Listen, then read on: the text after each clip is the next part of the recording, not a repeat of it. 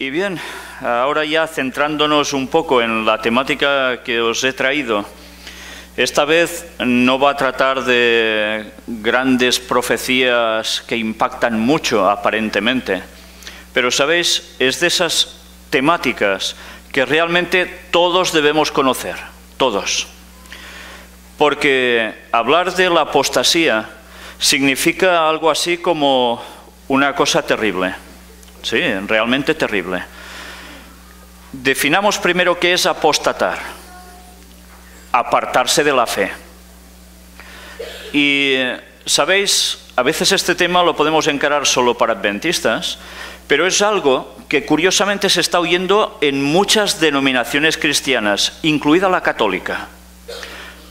¿Sabéis? El catolicismo se ha fragmentado también en dos partes, básicamente. Dicen algunos que, por ejemplo, el Papa actual es un apóstata. ¿Sí? Y hay una gran corriente de católicos que es totalmente contraria a este Papa y le dicen anticristo. Hay otra facción que le están diciendo que anticristo y apóstata ya era también Ratzinger. Y hay otros que dicen que se remontan todos hasta el Concilio Vaticano II con Juan XXIII. A partir de allí, todos apóstatas, ya no son verdaderos papas. O sea que entre ellos también se habla de apostasía.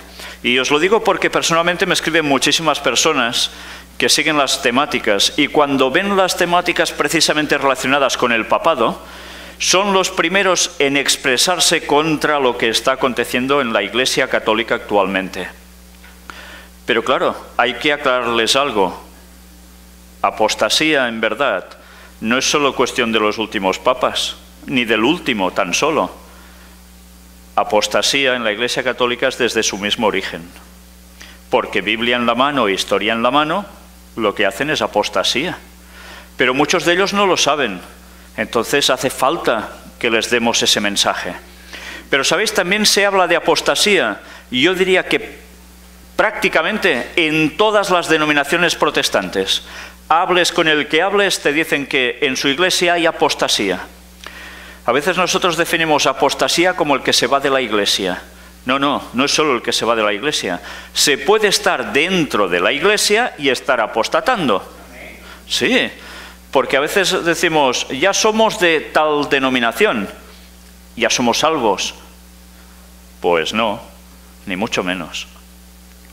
Apóstata es todo aquel que no está cumpliendo lo que requiere la palabra de Dios y que no tiene una comunión con Cristo, sino con otras cosas.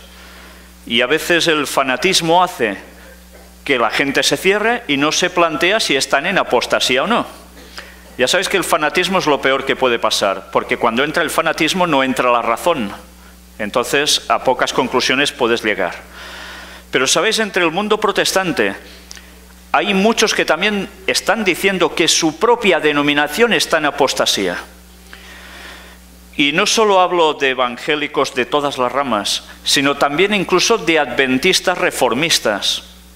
Sabéis que hubo una escisión en los años de la Primera Guerra Mundial, donde nació la Iglesia Adventista Reformista. Por una serie de circunstancias no estaban a favor de la lucha de soldados adventistas y dijeron que ellos ya no querían saber nada con la denominación oficial. Y después ha habido más congregaciones que se han hecho a partir de entonces y cada vez hay más. Y a veces hay personas que piensan, no, es que la apostasía está solo en la iglesia adventista y separándonos ya está solucionado el tema. No. Porque nosotros podemos estar en cualquier otro grupo que ha salido de la propia iglesia adventista y quizás también podemos seguir estando en apostasía. Entonces, desde este planteamiento estrictamente frío, pero real, es como deberemos tomar estas medidas y afrontar esta temática. ¿Sabéis? Cuando se habla que se está en apostasía en otras denominaciones, hay algo que a veces se olvida.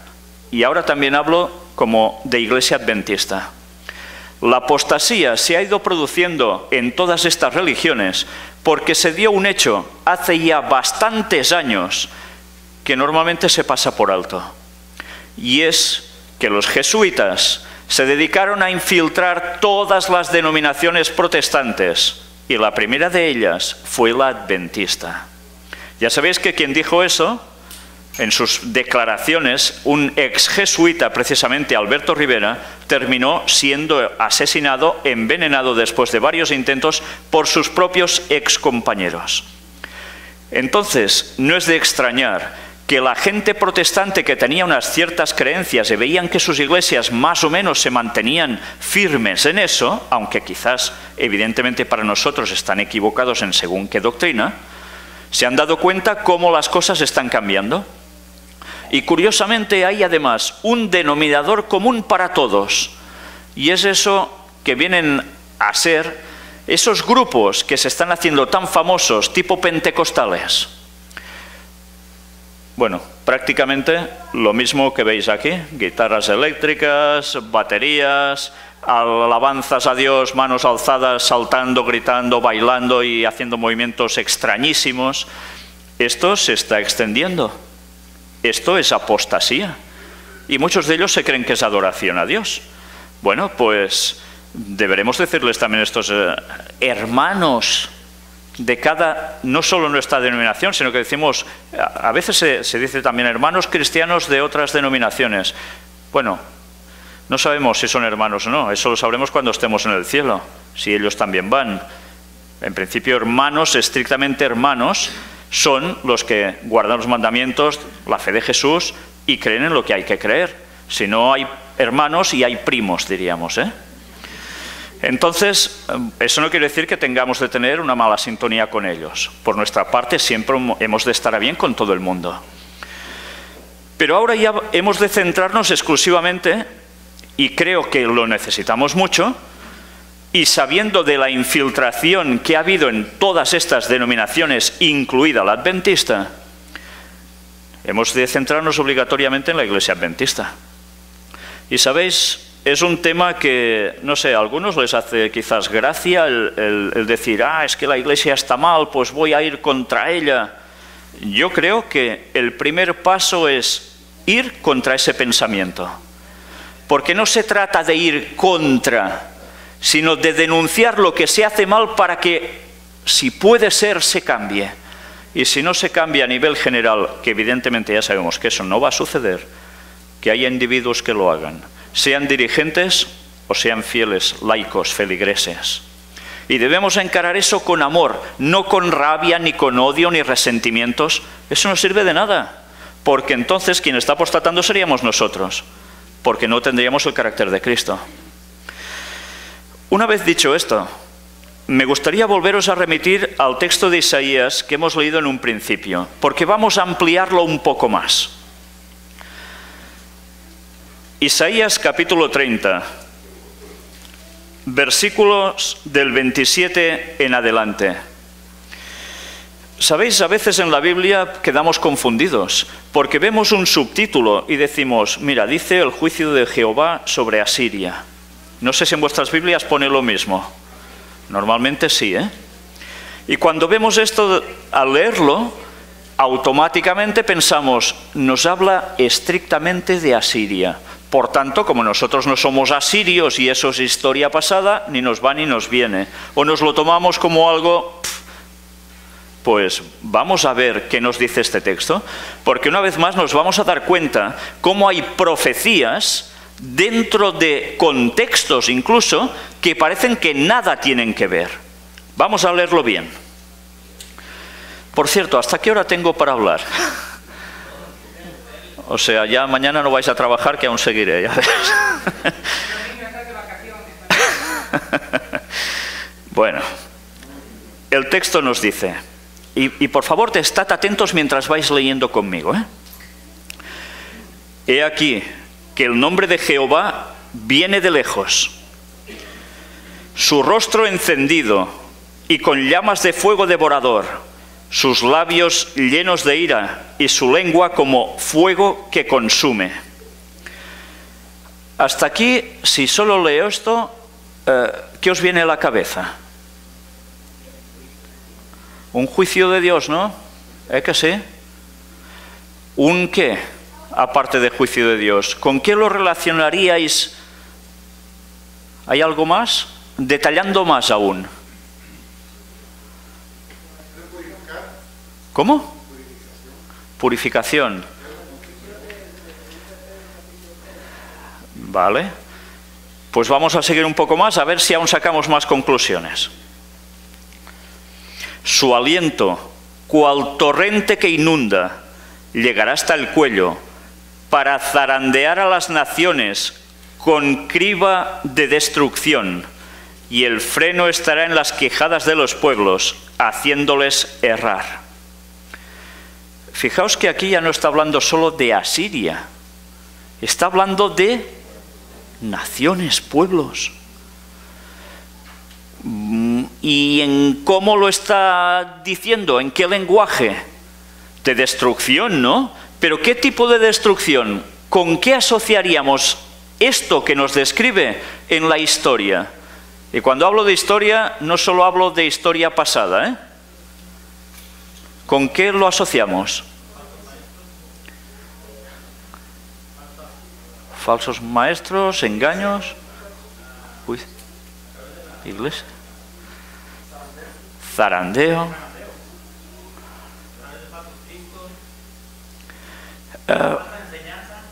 Me parece muy bien lo que estáis diciendo, ¿eh? Pero ¿os habéis dado cuenta qué lenguaje está utilizando? Es un lenguaje que prácticamente podemos definirlo como apocalíptico, ¿no?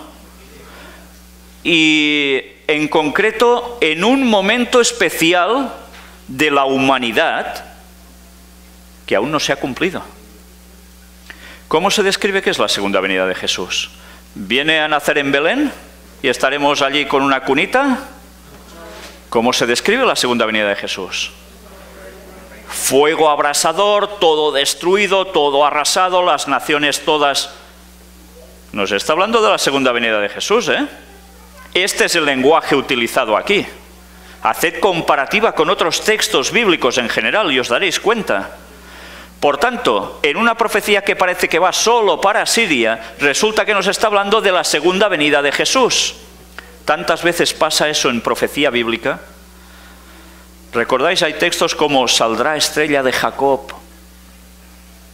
Y todo el mundo cuando leía eso, pues nosotros entendíamos, bueno, es una cosa figurativa. No, no, es que salió estrella de Jacob, eran ángeles que pasaron por Israel y anunciando el nacimiento de Jesús. Y veis el contexto y parece que no tenga nada que ver. Y estaba describiendo la primera venida de Jesús y los magos de Oriente, que no eran tontos y seguían las profecías bíblicas, se dieron cuenta y esperaban esa estrella en los cielos. Y nosotros a veces solo leemos, es que si todo el contexto no dice eso en concreto, no significa lo que decimos. No, no, cuidado que la profecía bíblica va mucho más allá, ¿eh? Y hemos dicho, ¿verdad que hemos dicho algo de zarandeo aquí? Sí. ¿Y qué sucede? ¿Qué dice que pasa? Un zarandeo a las naciones con criba de destrucción. Por tanto, hay un zarandeo en los momentos de la segunda venida de Jesús, momentos previos, evidentemente, porque cuando viene Cristo ya está todo más que zarandeado. ¿Y el zarandeo para qué sirve? Para separar, ¿no? Y la separación entre el pueblo de Dios y el que no es pueblo de Dios, ¿cuándo se produce? ¿Justo cuando Jesús viene o ya antes? Antes. Por tanto, ese zarandeo es previo, es anterior. Cuando cae la primera de las plagas, allí ya está todo dicho, ¿eh? Ya se sabe en el zarandeo, en esa criba, quién se queda y quién se baja. No hay otra. Pero mirad ahora qué va apareciendo aquí. Estamos ya situados, ¿no? Vosotros tendréis cántico como de noche, en que se celebra Pascua, y alegría de corazón, como el que va con flauta para venir al monte de Jehová, al fuerte de Israel. ¿Qué está describiendo aquí el texto?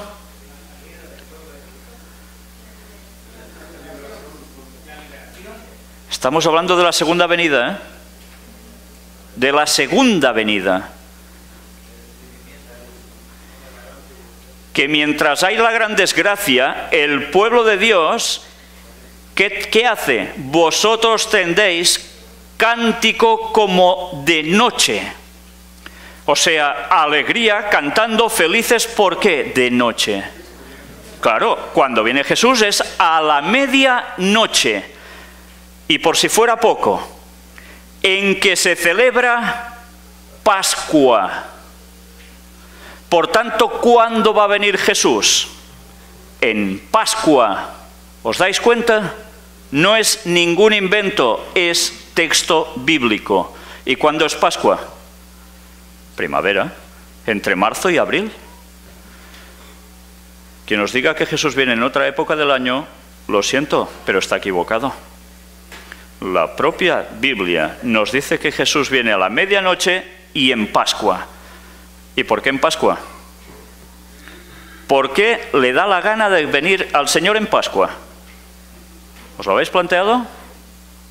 Podía venir por carnavales, ¿no? En Pascua. ¿Por qué? ¿Cuándo murió Jesús? En Pascua. ¿Y cuántos años habían pasado cuando Cristo está colgando en la cruz en Pascua? Desde la entrada del pecado. 4.000. Y tienen que ser 6.000 años. Y viene Jesús.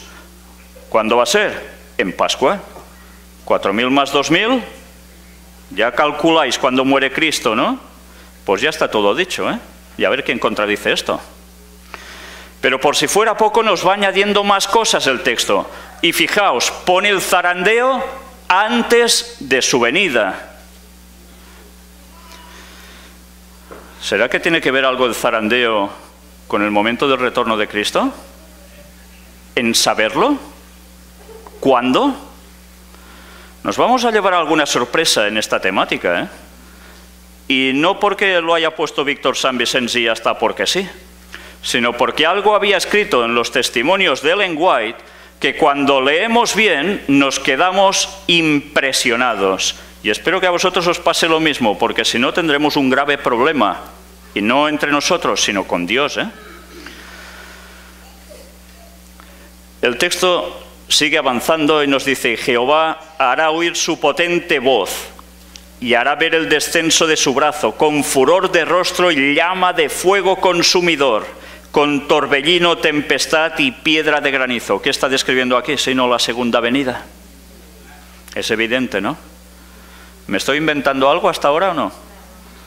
Si me invento algo me lo decís, ¿eh? Si en algún momento veis que en la temática digo algo que no es cierto, os permito tranquilamente, porque no suelo morder a nadie, que a la salida me lo digáis y comprobemos si las cosas son así o no. ¿De acuerdo?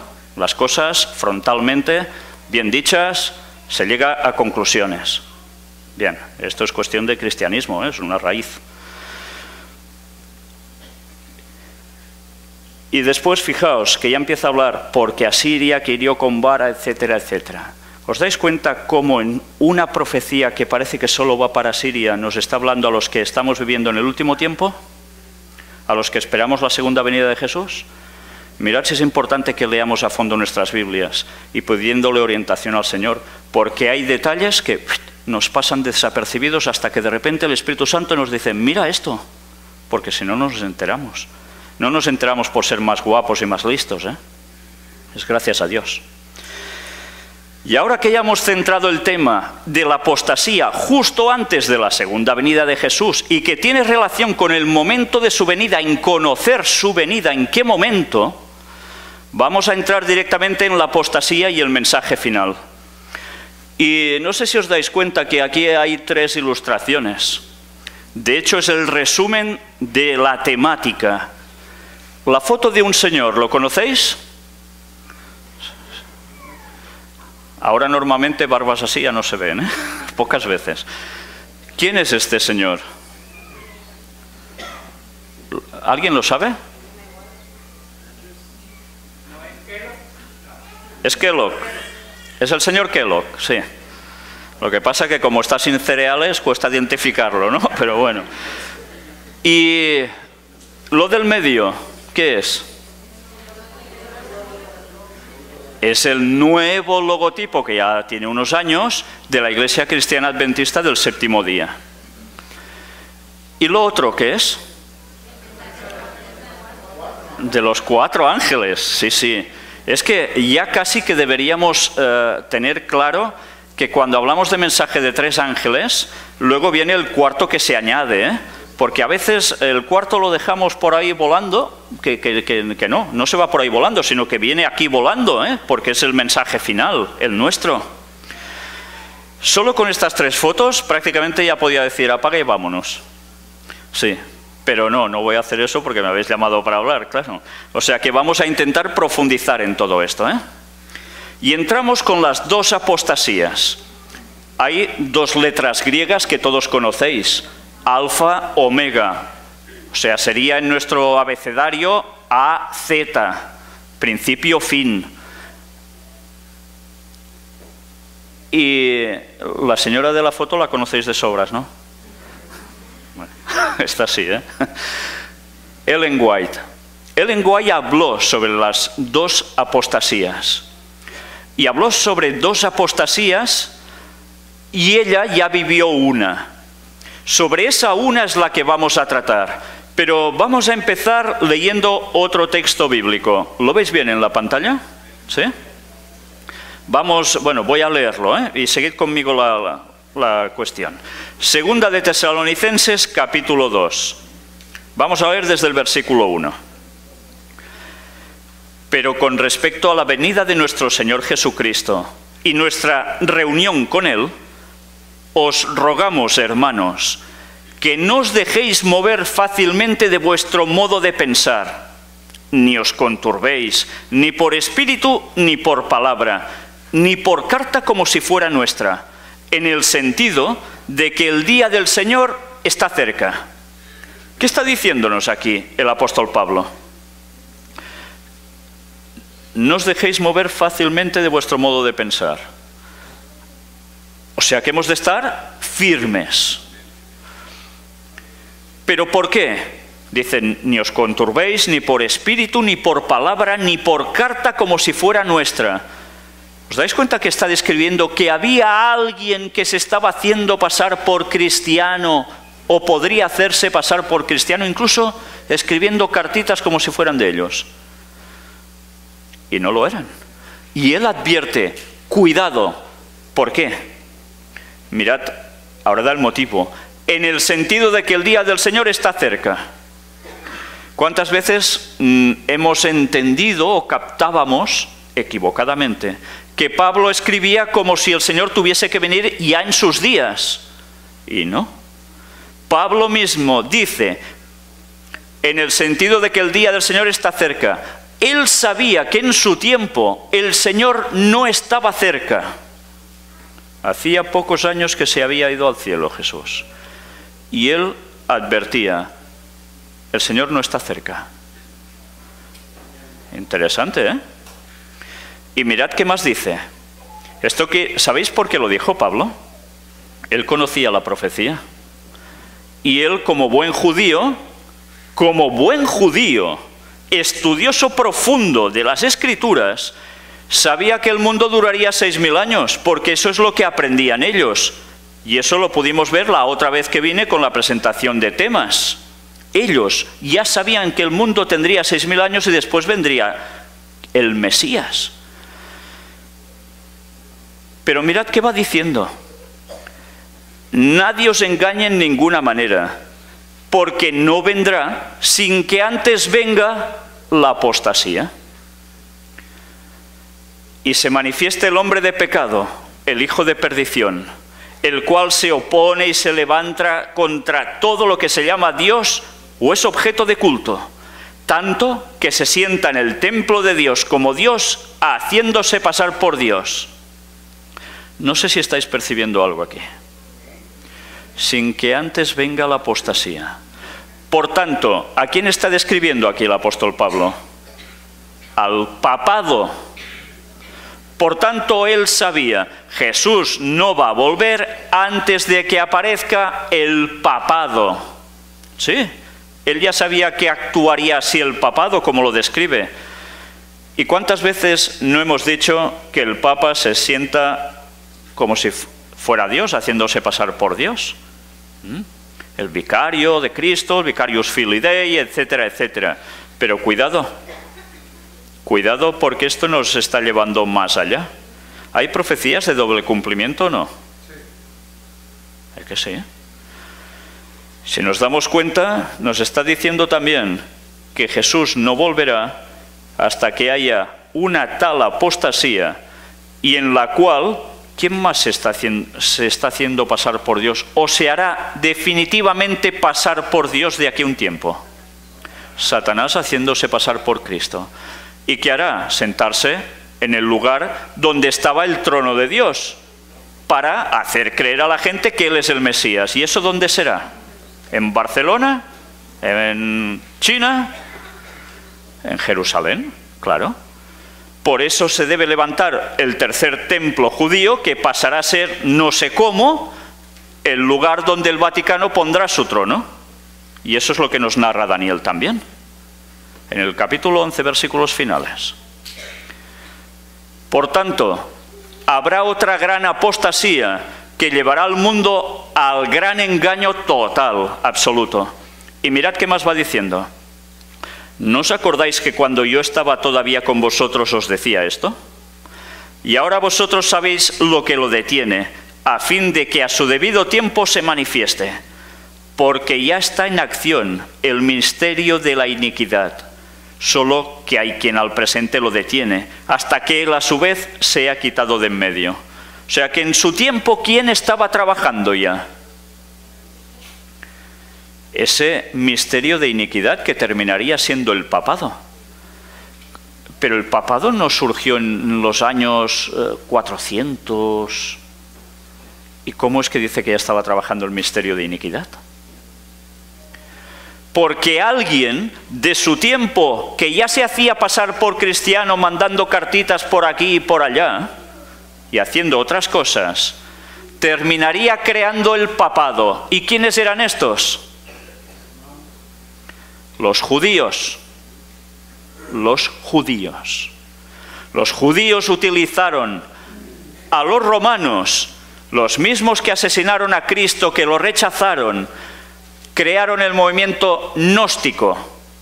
Ellos son los que hacían cartas, epístolas, como las de San Bernabé, la María Magdalena, etcétera, etcétera, y que enseñaban cosas que no eran correctas.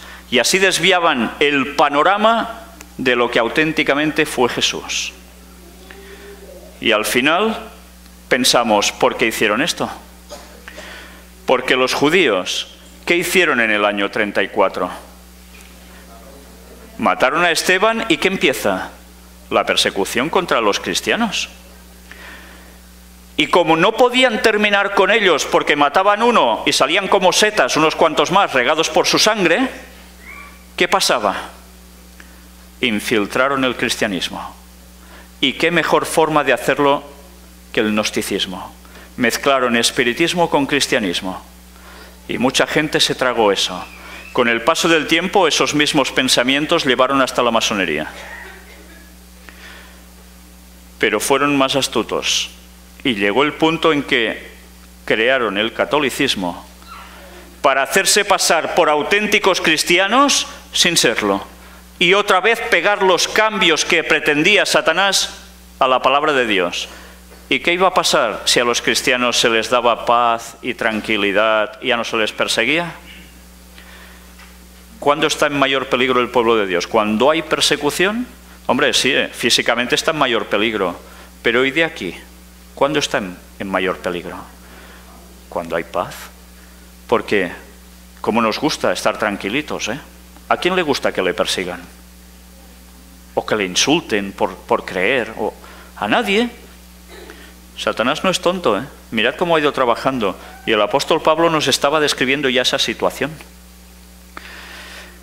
Y entonces se manifestará aquel inicuo, a quien el Señor matará con el espíritu de su boca y destruirá con el resplandor de su venida.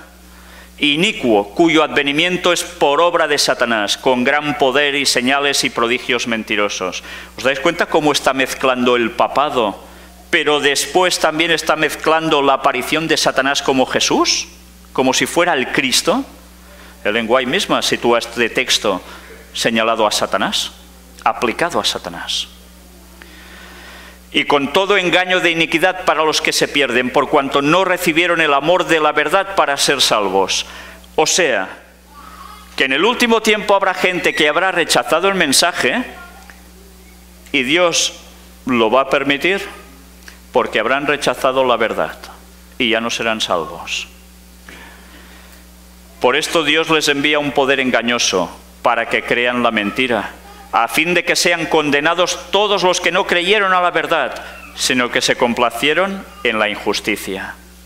Por tanto, habíamos hablado de zarandeo, pero el zarandeo al final terminará repercutiendo en que unos querrán justicia y los otros la injusticia, mira, ya les irá bien, porque teóricamente irán haciendo años aquí en la tierra.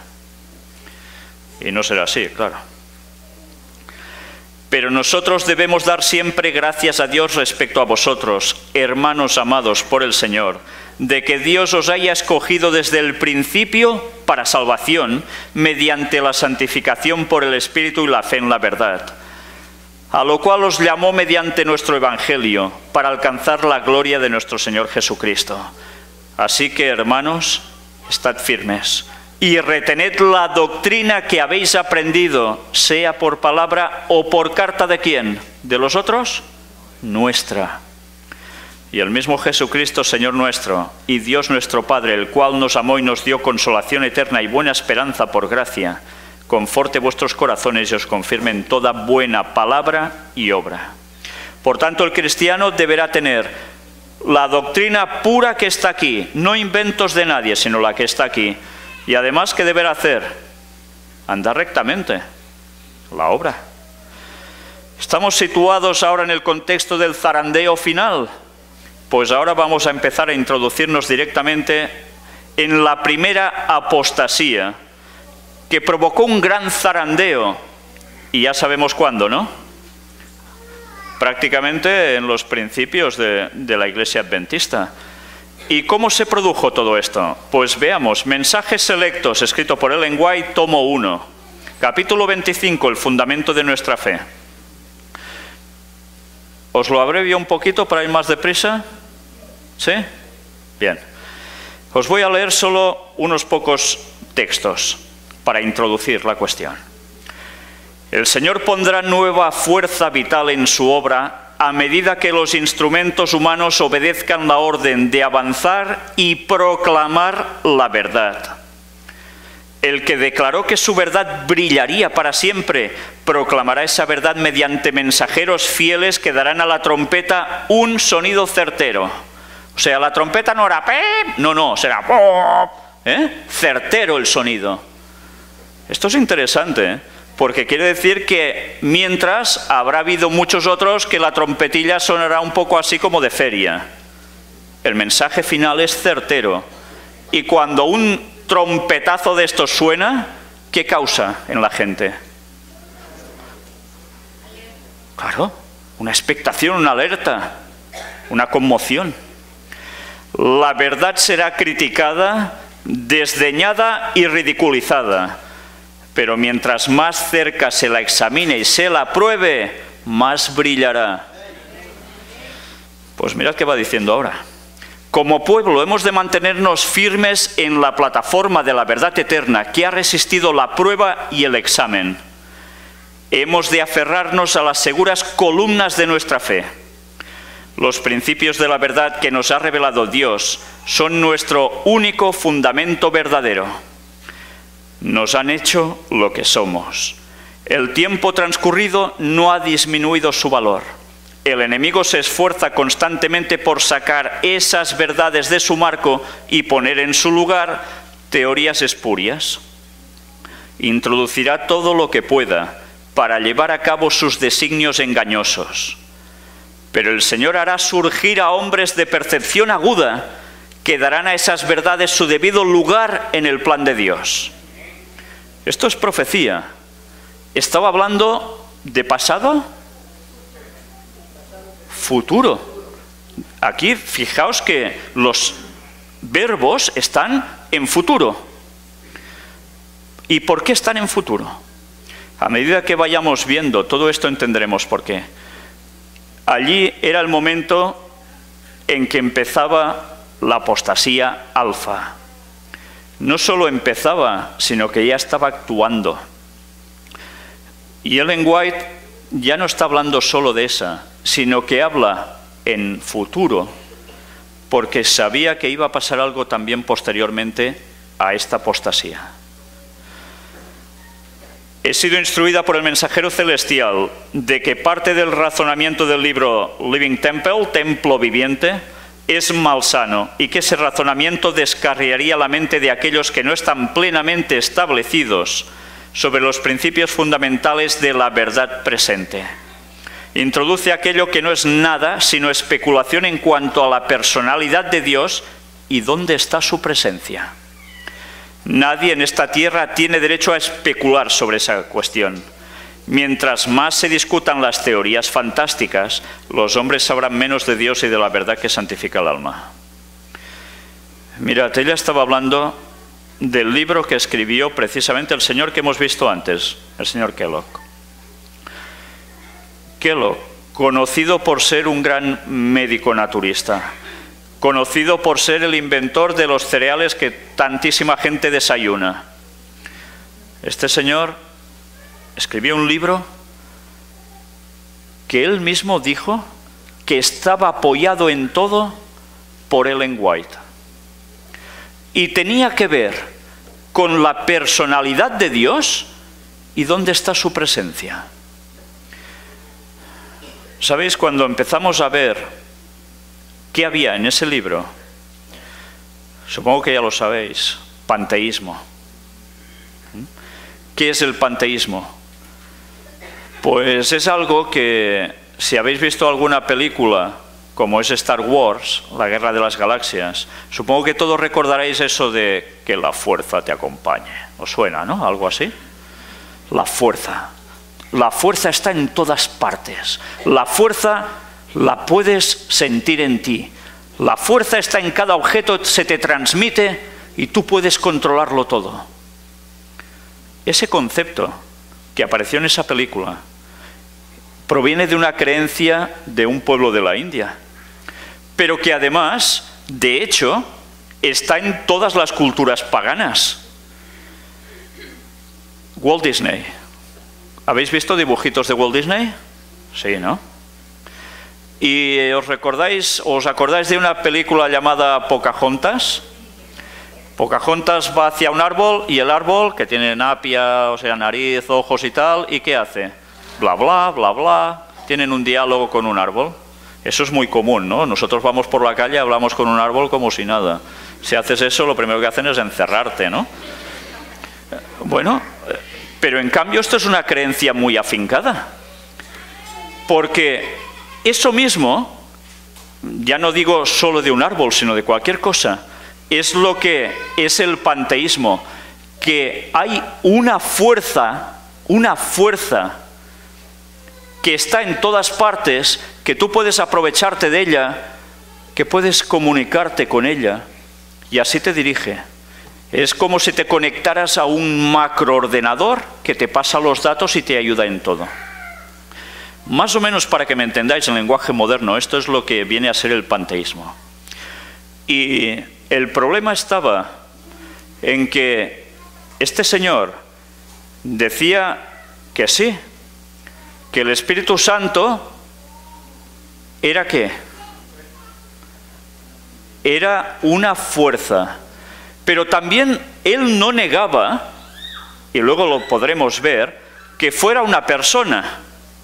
Sí, este concepto a veces está equivocado. Pensamos que Kellogg no pensaba para nada que existía el Espíritu Santo como persona. Sí, pero de un modo distinto a la realidad. Nosotros, la Biblia, ¿qué dice? Que el Espíritu Santo es Dios. Sí, Es la tercera persona de la divinidad, estamos totalmente de acuerdo. Pero no está dentro de un árbol, dentro de una piedra, no. Es descarnado, es distinto, no sabemos cómo, no podemos especular en cómo es, porque no ha adoptado como padre e hijo una forma en concreto, pero no podemos ir más allá de eso. En cambio, él aplicó a este ser divino unas particularidades que no tocaba, porque eso era espiritismo, que es algo muy distinto.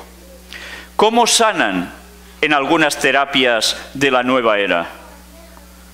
Sencillamente se concentran, hacen algún tipo de, a veces invocaciones, a veces rituales. ¿Para qué? Para recibir la fuerza de algo, que no saben exactamente qué, que entra en ellos y a través de eso ellos sanan. En definitiva, es un plagio de lo que hace Dios. Cuando se cura de ese modo, eso es espiritismo. Pero cuando es copia de lo divino, ¿por qué se hace? Para engañar mejor. Pues este señor lo que estaba haciendo era hablar del Espíritu Santo en estos términos. Y Ellen White durante un tiempo deja eso como, bueno, a ver qué, ¿no? No se termina de poner para afrontarlo.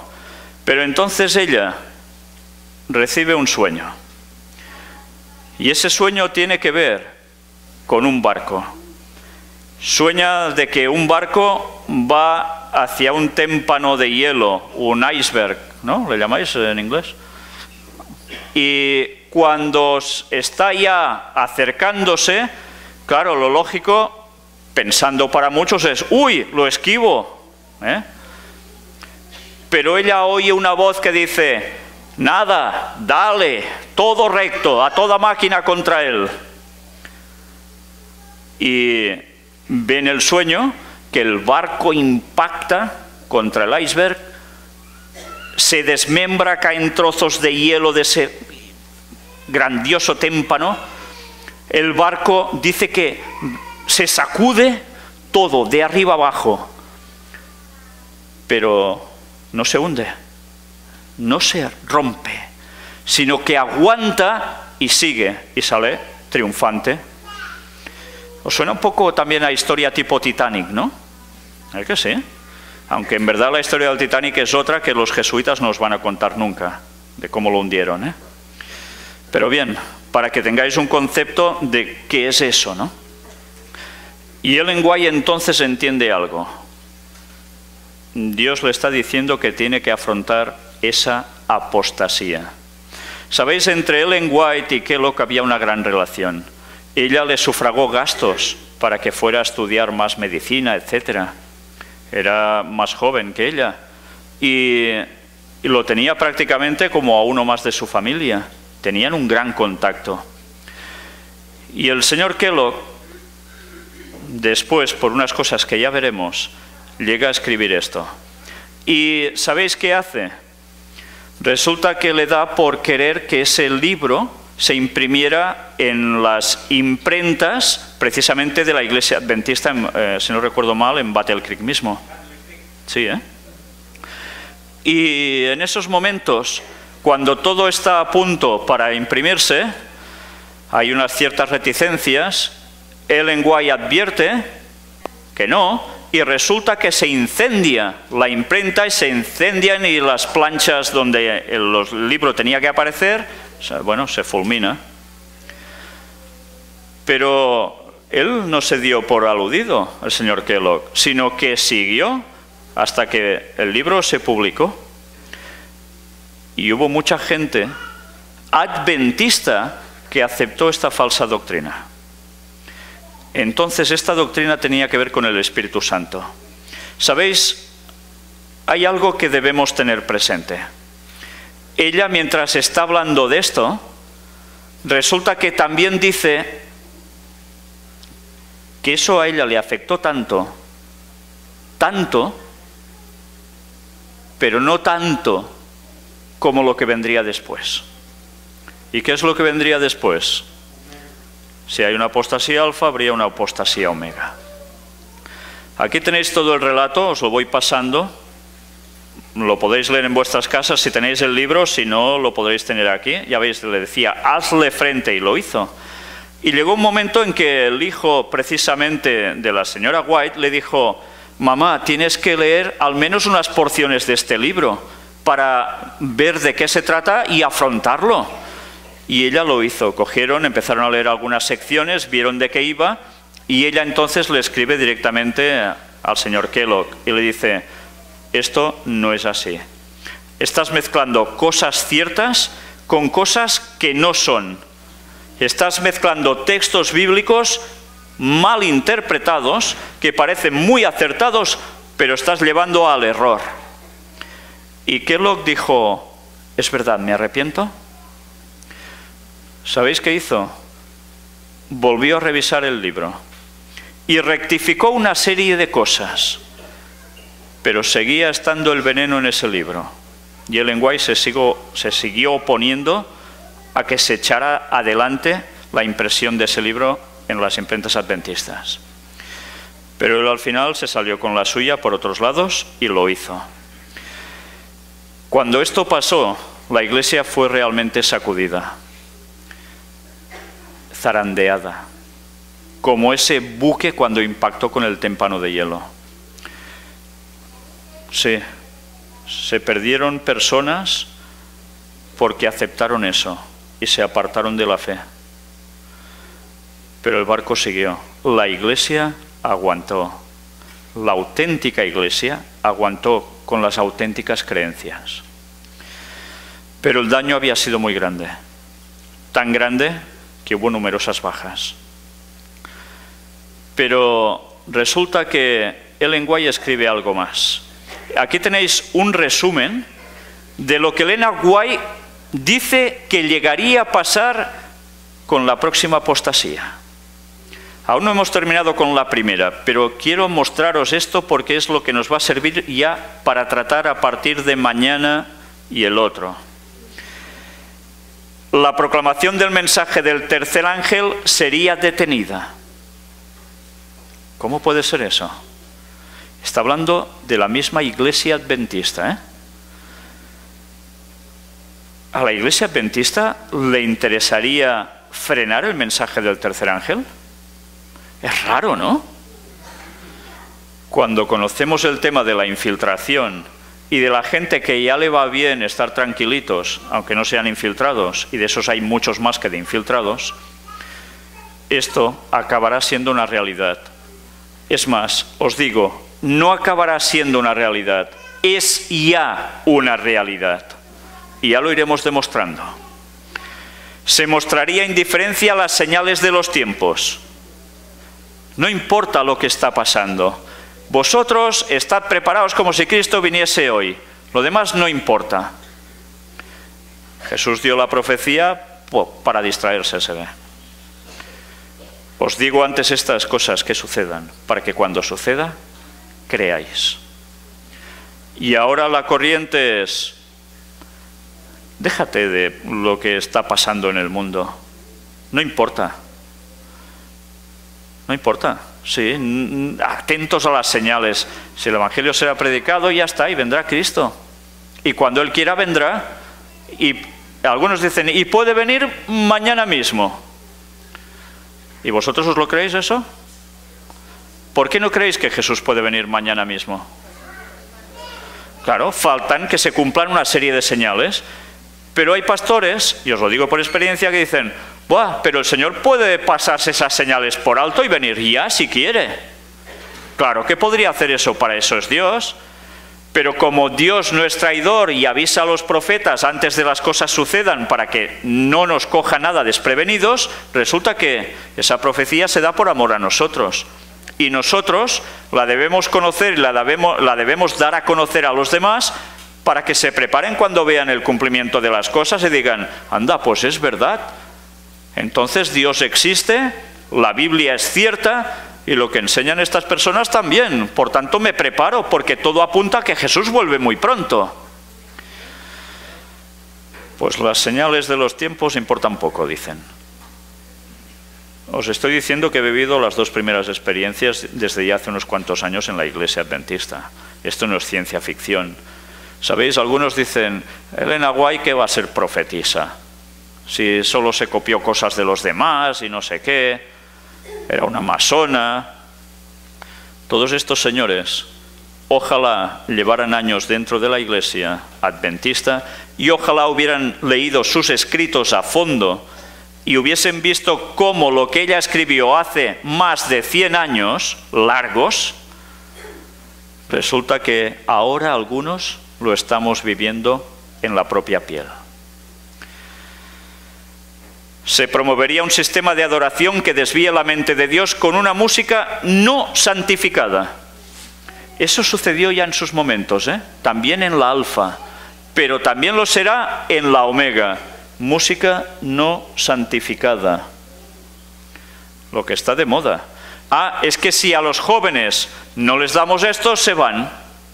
Y hemos de ser más modernos. Sí. Y resulta que los jóvenes, algunos aún se quedan en la iglesia, algunos, porque se lo pasan bien, se lo pasan pipa, Y otros se van igual. Se van igual. Y los que se quedan, ¿y con qué contenido, con qué sustancia se quedan? Para hacer el mono, para distraerse, para nada más. Y eso lo estamos viviendo ya ahora. Se renunciaría a las doctrinas fundamentales de nuestra fe y se cambiaría nuestra religión. Ostras, qué fuerte, ¿eh? Se renunciaría a las doctrinas fundamentales de nuestra fe y se cambiaría nuestra religión. ¿Está pasando eso? Pues sí que se está cambiando algo doctrinal, sí. Porque de hecho ya rechazar las profecías finales significa eso, ¿no? Pero ¿sabéis que también se está atacando al santuario? Que cosas que teníamos tan claras sobre el santuario, cómo funcionaba, etcétera, etcétera, también le están dando matices y cambiando. Pues ya lo veréis en próximos días, en las presentaciones. Se establecería una nueva organización. ¿Una nueva organización? ¿Quiere decir que se rompe una y se crea una de nueva y ya está? Quiere decir que se transformaría, que cambiaría y que alguien cogería la organización de una forma nueva, con nuevos rumbos, con nuevos propósitos. ¿Está pasando eso? Se escribirían libros de una nueva orientación. Bueno, no sé si habéis leído algunos libros adventistas en los cuales empiezan a haber enfoques que te quedas perplejo. Yo creo que todos los que leéis un poco os habéis dado cuenta de ello. Quizás los que solo tenéis tiempo para trabajar y ver la tele o no sé qué, no os vais a dar cuenta. Pero si sois gente que busca tiempo para estudiar, eso lo sabréis, ¿verdad? Pues hay que estar atentos. Se introduciría un sistema de filosofía intelectual. ¿Está pasando eso? Mucha intelectualidad, Hay que ser muy docto en muchas cosas. Pero resulta que la verdad bíblica, eso ya, hay cosas que no. Supongo que, no sé a vosotros si os ha pasado. Yo he estado en lugares, en iglesias de allí, de Europa, donde teóricamente hay grandes intelectuales. Unos son filósofos, otros son gente de muchas carreras, con buenos trabajos, buenos sueldos. Y cuando estás en las clases de escuela sabática, entre ellos, de repente oyes que te dicen, el mito de Job, ¿qué? Sí, el mito de Job, la historia esa de la creación que fue hecha para que entendieran los pobres de antes que eran cortitos. ¿Cómo? Sí. ¿Os sorprende eso? Pues así, montones de cosas. todo es intelectual. Todo esto, la mitad son historias casi como de la Cenicienta, ¿entendéis? Que sirven para sacar algo de mensaje, algún concepto, pero que no es verdad, no es real. Bueno, es curioso, y esta gente sigue en las iglesias y no los echan, ¿eh? No sé qué caray pasa con eso, no lo entiendo. Se tratará de enterrar el sábado y exaltar el domingo. ¿Sucede eso? Ya sabéis que hay algunas iglesias donde ya está aconteciendo, ¿no? Iglesias adventistas del séptimo día, donde ya se reúnen los domingos, ya van diciendo que el sábado ya no es tan importante, que el domingo así como todos. Y eso no ha terminado, es el principio. Pues todo esto es lo que ella vio referente a la apostasía omega. Y ahora mirad precisamente el argumento utilizado por los actuales antitrinitarios, formando parte de la apostasía omega anunciada y denunciada por Ellen White. Si la apostasía alfa tenía que ver también con el Espíritu Santo, ¿qué debería tener también que ver la apostasía omega? Pues también algo iría por allí, ¿no? Entre otras muchas cosas como hemos visto. Todos sabéis que ha habido una corriente antitrinitaria muy fuerte en la Iglesia adventista. En estos últimos años, muchos adventistas han dejado de serlo porque se han hecho antitrinitarios. Dicen que eso es una doctrina de Roma, del Vaticano, y que seguir eso pues es ser Babilonia, como ellos. Todos hemos visto con claridad, y quien quiera lo ve con claridad, que en la Biblia se habla de 3 personas de la divinidad. Pero hay algunos que aún eso les molesta y siguen en sus 13. Hay un escrito como el que os estoy mostrando ahora, hecho por antitrinitarios, que precisamente habla de la historia de Kellogg con el libro famoso del templo viviente, y también algo que muchos adventistas no saben, y ellos lo sacan a la luz, y es que Kellogg tuvo también una correspondencia con algún pastor de la denominación, de la Iglesia Cristiana Adventista, y mantienen un diálogo versado precisamente sobre el Espíritu Santo. Y sabéis la respuesta que tiene el señor Butler, ya sabéis que había sido un pilar dentro de la denominación adventista en sus primeros años. Él no tenía claro el tema del Espíritu Santo. Él y muchos pioneros no lo tenían nada claro. ¿Sabéis por qué? Porque muchos de ellos provenían de algún lugar, de alguna religión, de alguna creencia que no tragaban con la Trinidad, porque decían que era cuestión de Roma.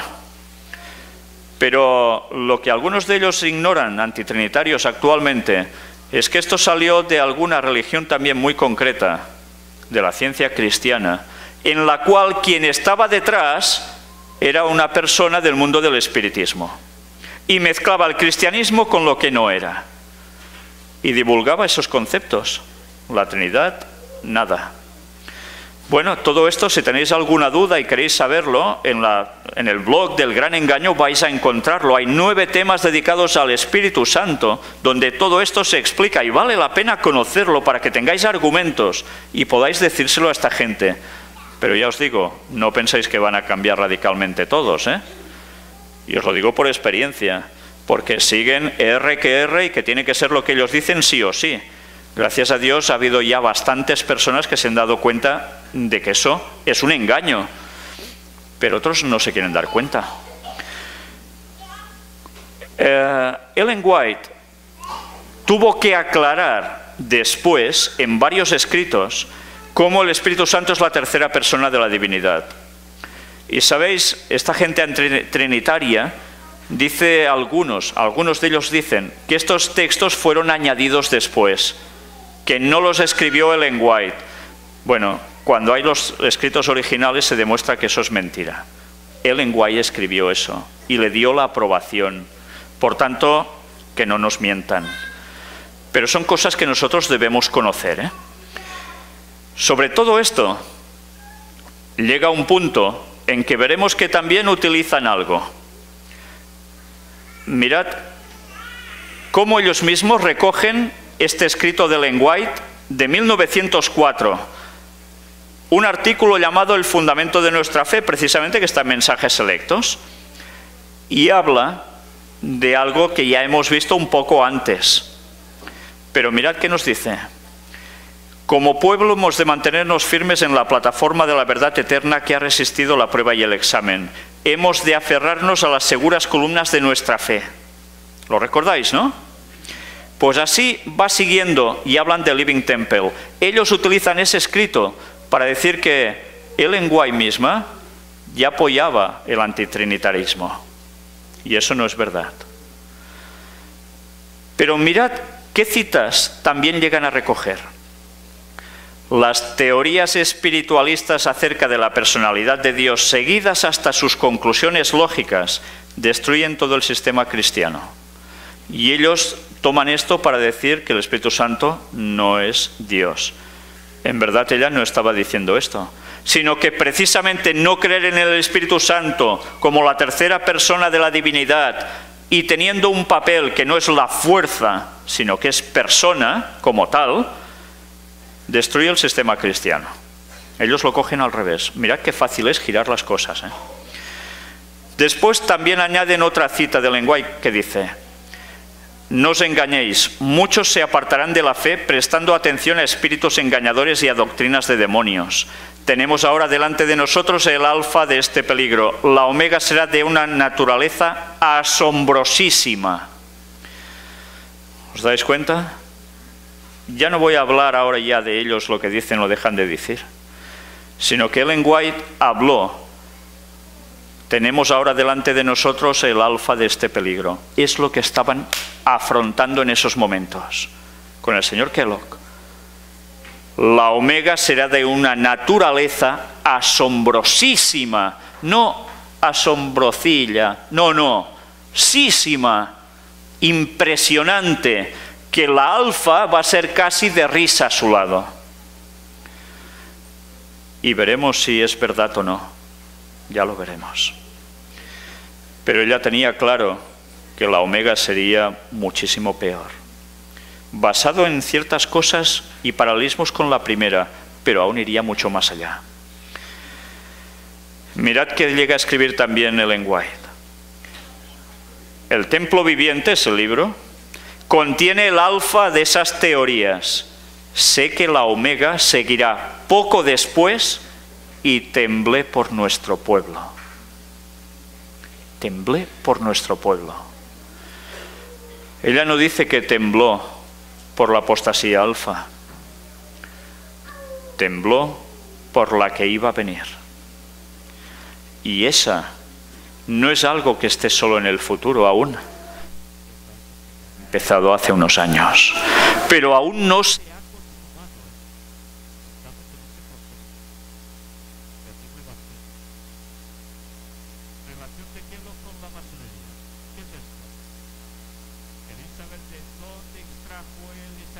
enseñanzas. Pues vamos a hacer un poco de historia. Eventos del tiempo final. En este libro, que ya sabéis que no está editado por la misma Iglesia Cristiana Adventista del Séptimo Día, sino que fue un miembro que hizo una recopilación de otros escritos que no aparecen a veces en todos los lugares que tenemos en español. Mirad que aparece en la carta 67 del 6 de abril de 1899. Estad atentos porque esto es historia. Y vamos a entender una vez más dónde vamos a parar. Se está dirigiendo a Kellogg, ¿eh? Antes de este trozo hay un apartadito más, unos textos más, donde ella habla con Kellogg, le escribe: hola, ¿qué tal? ¿Cómo estás? Lo típico, ¿no? Que yo ya estoy mejor de salud, le dice la hermana White, y empiezan a aconsejarse unas cosas y otras y tal. Pero mirad cómo sigue después. La influencia que usted ha logrado en su profesión como médico es grande y extensa, y en algunos casos ha sido la voluntad de Dios. Usted ha contribuido para que la luz que Dios le ha dado brille hacia otros, y ésta ha influido en otros para la obra médica. Pero según la luz que el Señor me ha dado, existe un espíritu de masonería libre y éste ha construido un cerco alrededor de la obra. ¿Cómo? ¿Qué tenía que ver Kellogg con la masonería? Kellogg fue a estudiar medicina, se codeó con otros médicos, y los médicos eran masones, de un gremio. Por eso entenderéis cuando Ellen White, hablando de sociedades secretas y masonería, hablaba de no meterse en gremios, porque precisamente están controlados por la masonería. Y fijaos que habla de masonería libre. ¿Cuál es la masonería libre? Históricamente, los que eran masones, ellos dicen que venían de los arquitectos, los que hacían las grandes catedrales, las grandes iglesias, eran genios de la construcción con conocimientos que solo sabían ellos y solo podían pertenecer ellos a la masonería, nadie más. Y se transmitían conocimientos ocultos y también satánicos. Por eso en tantas catedrales veréis simbologías que cuando sabéis un poco de qué van dices, madre mía, ¿y esto es cristianismo? Pues es todo lo contrario. Pero llegó un punto en que la masonería se abrió y entonces empezaron a aceptar abogados, médicos y otros gremios. Y los médicos ya habían entrado allí. Y ahora entenderéis por qué las grandes farmacéuticas, esas multinacionales que mueven tantísimo dinero y dicen que también curan a las personas, dicen, están vinculados aún a las sociedades secretas, a la masonería. Sigamos leyendo y os vais a dar cuenta. Este ha construido un cerco alrededor de la obra. ¿De qué obra? ¿El pueblo adventista no tenía la reforma pro salud? ¿Verdad que sí? Pues ellos también trabajaron para minar todo eso.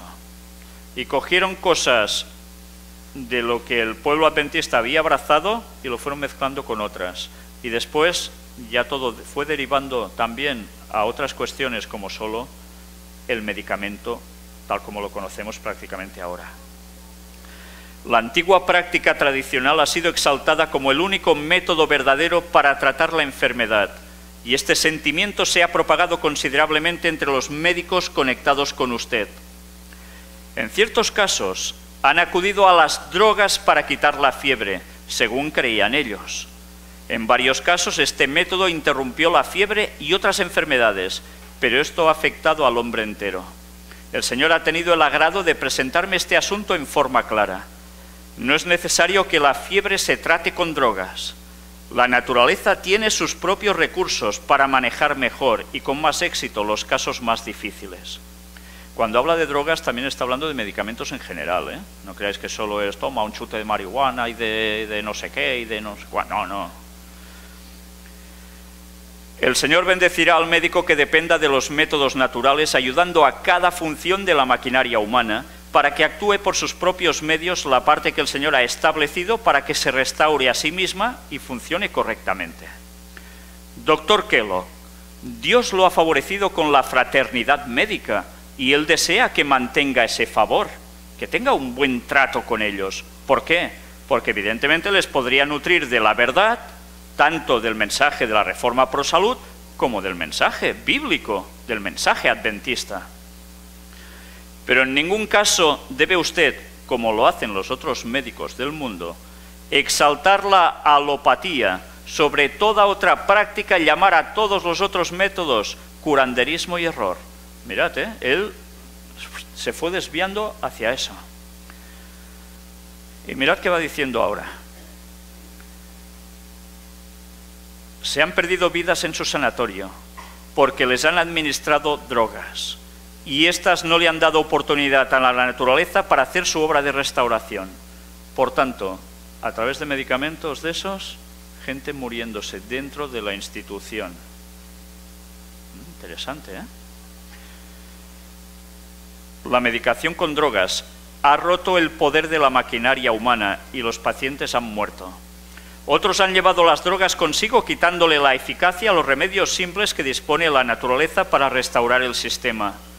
Los estudiantes en su institución no deben ser educados para considerar a las drogas como una necesidad. Deben ser educados para dejar de lado las drogas. ¿Dónde? En su institución. Ya sabéis que él enseñaba a otros. Y ella además le alentó a que enseñara a otros, pero con las cosas buenas, no con las malas. La fraternidad médica, representada ante mí como la masonería libre, con sus largos nombres ininteligibles que la gente vulgar no puede entender, llamaría charlatanería la receta médica del Señor para Ezequías. Y así va hablando de todo esto. ¿Os dais cuenta con quién se vinculó él? Con la masonería. Y a partir de allí, ¿qué hace?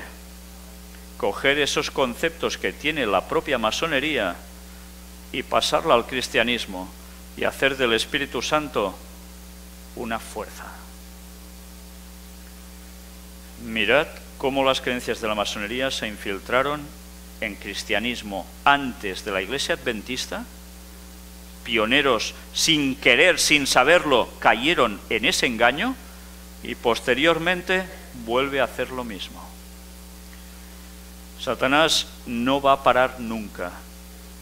Y Satanás sabía que haciendo esto iba a destrozar no solo vidas y salud de personas, sino que iba a destrozar cristianos, porque iban a errar y pasarse al otro bando. Y ya terminando, este es el cuadro, o uno de los cuadros, que el señor Kellogg, que además era artista, le regaló a la hermana White. No sé si apreciáis algo aquí.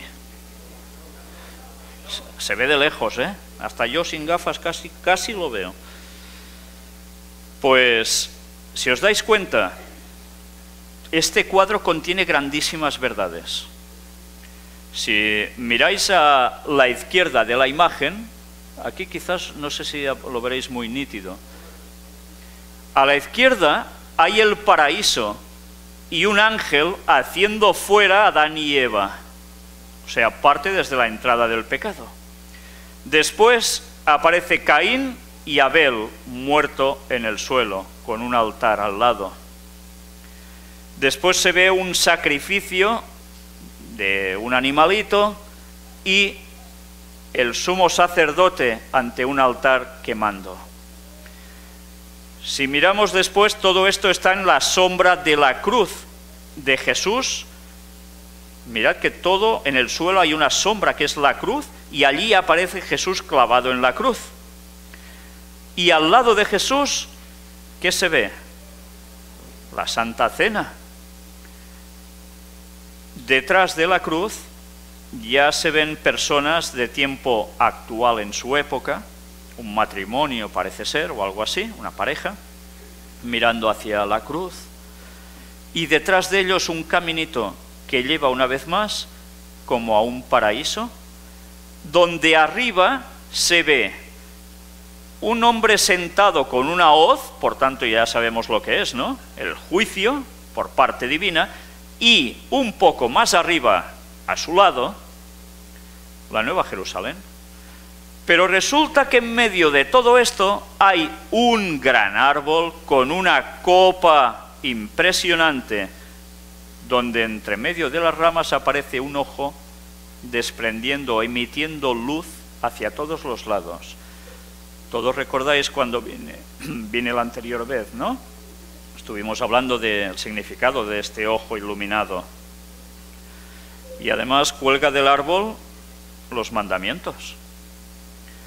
Mirad cómo ya estaba mezclando.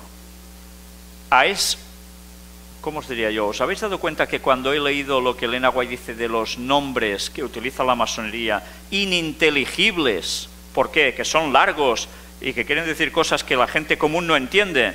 Pues eso era lo que ellos llamaban el gran maestro del universo, el hacedor de todo, que en verdad, no era Jesús, el creador, sino el mismo Satanás, a quien ellos adoran, y sin saberlo algunos de ellos, o muchos de ellos. Por tanto, que tampoco digan que este cuadro lo pintó Ellen White, porque era masona. Conocer un poco la historia va bien para no hacer el ridículo. Entonces, ¿os dais cuenta cómo la masonería impregnó todo esto y causó la apostasía alfa? y habéis visto en qué consistía, pues la apostasía omega va a ser la segunda parte, donde va a tratar ya no la apostasía pasada, sino la apostasía que ya estamos viviendo y que aún no ha terminado de consumarse.